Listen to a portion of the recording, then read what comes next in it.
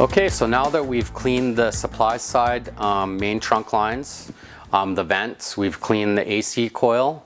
Now we're gonna switch the hose positions. We're gonna stick the hose in this compartment where the blower used to be. You have access to the reheat coil, the furnace, and the return side ducting, which is right here. So basically we're gonna, stick the hose in here, reseal it with the bag, and commence cleaning the return side ductwork. And the return side ductwork, same thing. You use the same reverse skip lines, agitation tools to clean that. You just have to always make sure that you're cleaning the supply side ductwork and the return side ductwork separately when high efficiency or air conditioning is present. And resealing it up.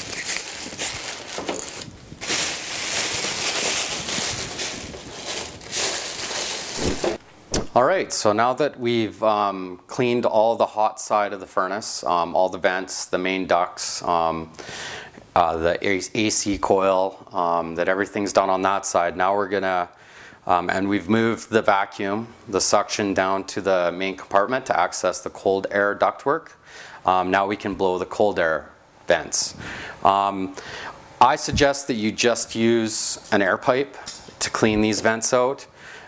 There are soft whips or soft brushes that you might that you can use as well, but the air gun I find works pretty well.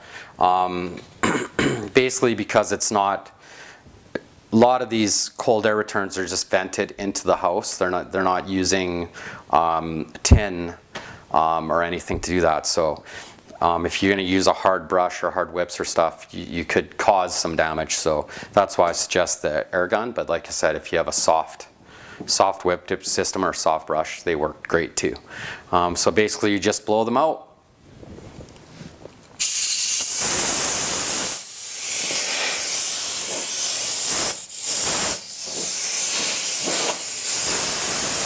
And the other thing to remember is it's important to kind of have an idea of where that duct is running. So when you're blowing the debris towards the main duct run or towards the suction.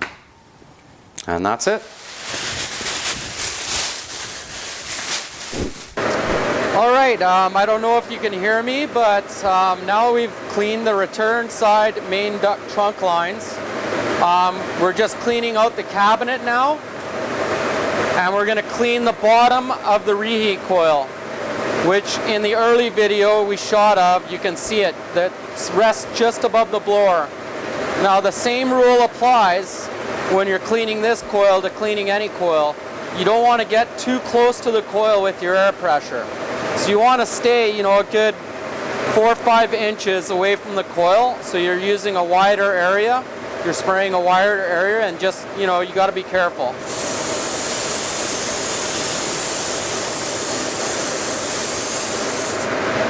That's that. Okay, now after you've cleaned out the cabinet and the reheat coil, you're just going to want to lightly blow off the components of the furnace.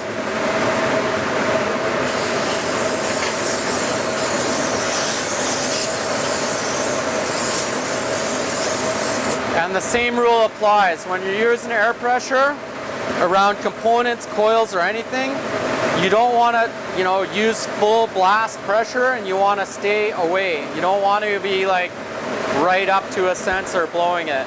You don't want to cause any damage.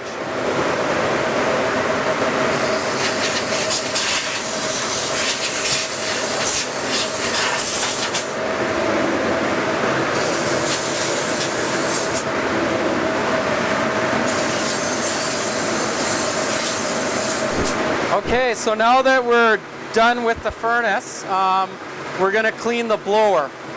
And basically you want to do this, you either want to blow it outside, or if you're leaving it inside, you hook up your hose right to it so it's turning, and then you use your compressed air.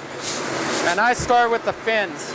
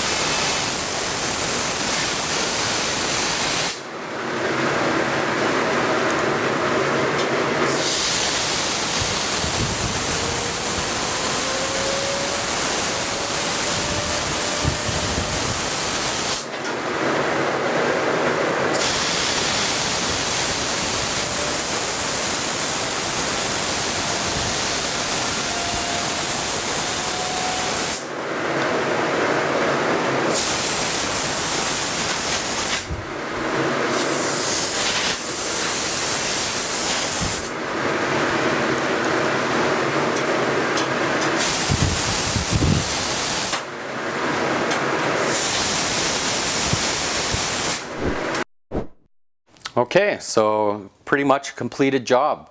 We've cleaned the return ductwork, we've cleaned the supply ductwork, the AC coil or A coil, the reheat coil, the furnace, the blower. Everything's been cleaned. The last step is to wipe everything down, which I find is important just to give it that final look.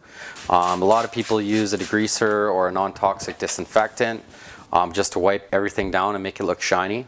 The other thing I would say is just your work area or any rooms in the house, always make sure that you leave anything cleaner than when you got there. The number one complaint I received as a duct cleaner from about other duct cleaners when I've gone to houses is they've come in and they've left a mess. And you might have cleaned their, done a great job of cleaning their ductwork, could even eat off it. But that's what they're going to remember is the mess you left somewhere. It might even not be your fault, but just take the extra time to clean your workspace and leave it cleaner than when you got there. Okay, now everything's wiped down and shiny clean. The last step, I know I said that in the last section, but the last step, of course, is to put everything back together, and we'll have to test everything as well after to make sure everything's working properly after we're finished. So I'm gonna start getting to work.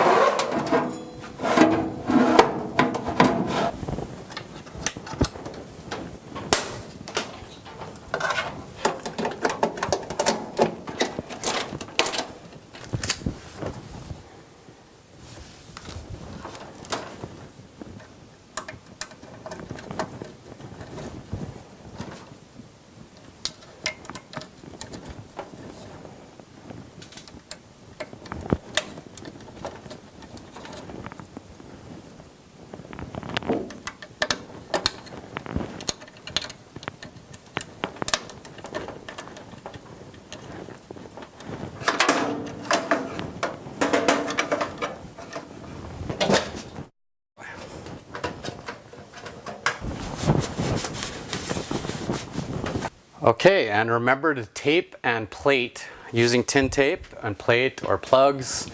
Make sure all your access holes are sealed after.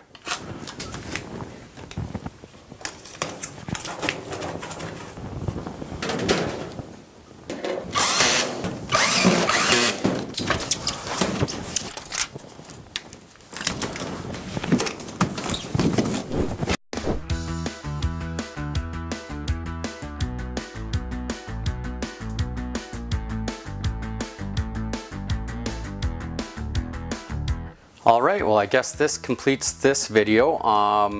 Once again, my name is Jeff Hudson from the QUADCA team. If you have any questions or comments on the video, make sure that you leave them in the forum section or the blog section. I can answer any questions you have or the QUADCA team. And stay tuned because more videos will be coming.